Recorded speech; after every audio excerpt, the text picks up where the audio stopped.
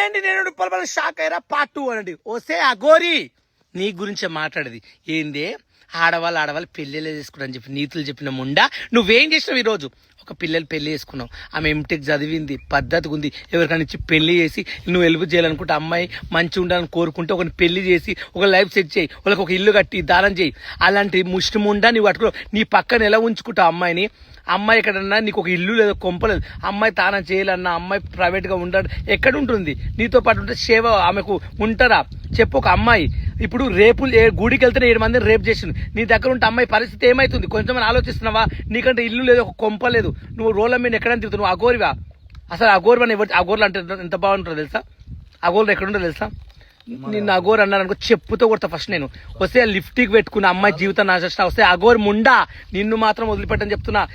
లిఫ్ట్కి పెదగాలు రాకుండా పెదుగులను కోసి పారేస్తా. మరిగాదగా వచ్చి పోలీస్ స్టేషన్ లొంగిపో.